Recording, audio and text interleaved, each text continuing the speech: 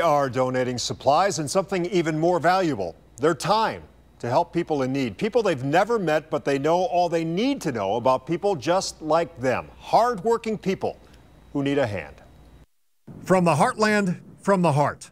Ohio's rural community not bound by fences, not fenced in by state boundary. And these guys are going to face a heck of a financial year trying to recover and do with what they have. And prices in the farm economy right now aren't very good anyway. Midwestern states have been pounded by snow, rain, wind, and flooding. It's been devastating. Landowners have lost soil, fencing, livestock, and more. Nebraska's governor calls this the state's worst natural disaster ever, with states of emergency in 74 counties and more rain coming later this week. Also coming later this week, people linked by hard work. They saw a need, they got busy. The Ohio Rural Relief Fund hits the road Friday to help. 30 volunteers on their way to help any way they can. Livestock medicine, fencing supplies, cleaning supplies, all on 8 or 9 trucks ready to roll. We've got some high school kids who are in FFA and they're seniors and they're coming along, and kind of everything in between. And so it's a pretty diverse group, but everybody's kind of got a tie to the agriculture and the rural communities. Filling whatever need they can. They know what will be needed. They know it'll take time, and the least these Ohioans can do is sacrifice their time to help. Many have helped in other areas before this. They're never on the fence when it comes to pitching in. We're 2% of the population, so I think we kind of know we're the minority and we want to stand up for each other.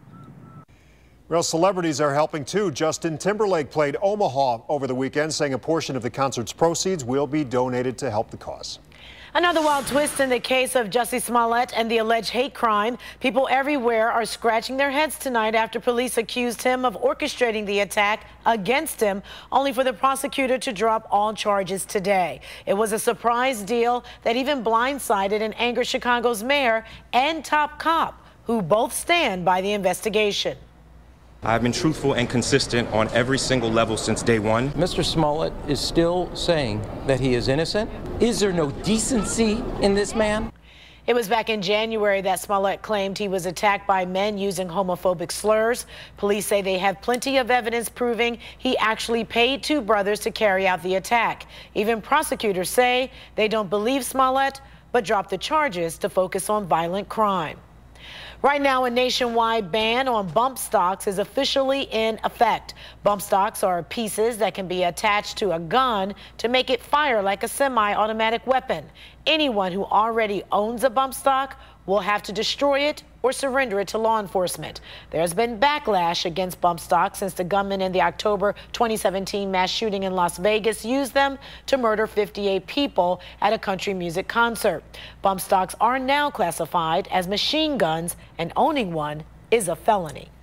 Same kind of plane that's been involved in 2 deadly crashes and is making headlines yet again tonight. The fleet of Boeing 737 MAX 8s was grounded after the Ethiopian Airlines crash this month. But when one of them took off to be put into storage, things quickly went south. That tower, Southwest 8701. We just lost our right engine. Needed to declare emergency.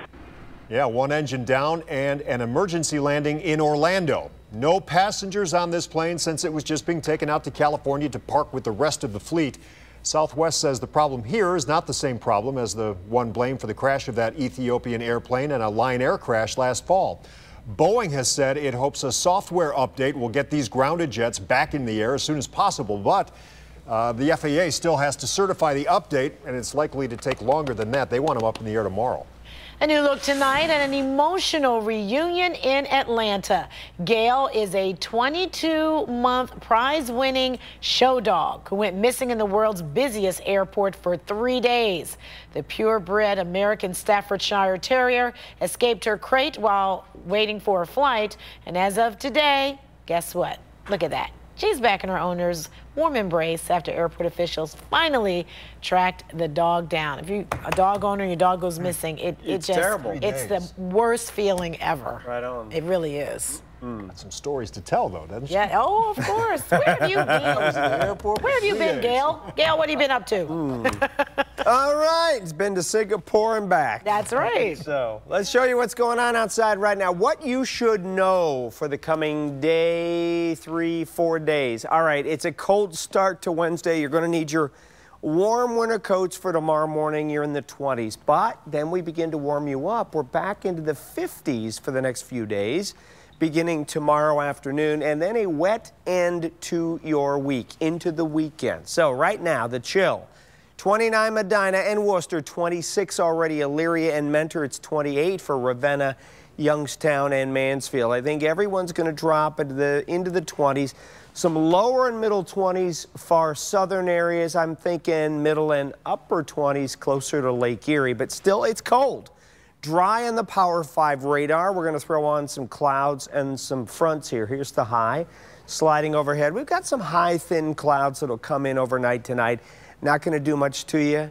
20s for the morning commute. Tomorrow, warm coats. Yeah, warm winter coats. But by tomorrow afternoon, 40s near the lakeshore, but inland areas could easily be in the lower and middle 50s, so not too shabby.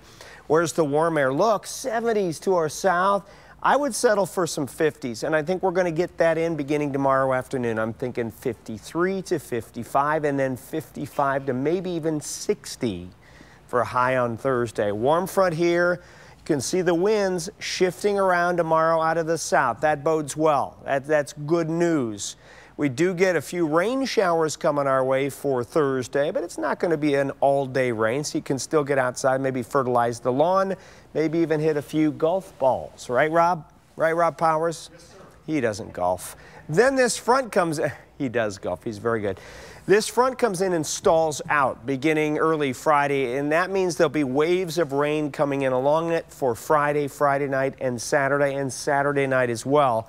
So it sets the stage for a very wet weather weekend. All right, 27 degrees overnight, clear and calm. Cold again. Yep, look at these temps. By 7 a.m., lots of 20s, except 30 in Mentor.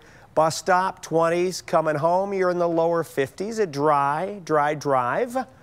Say that 3 times fast. Dry drive. 53 Wednesday. Okay, Danita, show off. She can do it. She can do it. She just did it. Dry drive. Mild sunshine. Warm coats for the morning, but spring coats for the afternoon. You want a Tribe game on Monday? Bundle up. Dress for football. 42 degrees. Akron tonight, 22. Tomorrow we'll go 55. Sunny and mild. How about that 7-day Thursday? A few showers, 57. Near 50 Friday with rain. Saturday and Sunday, scattered rain. Could mix with some wet snow Sunday morning. 50s into the 30s. Come on. So what we got? Daddy?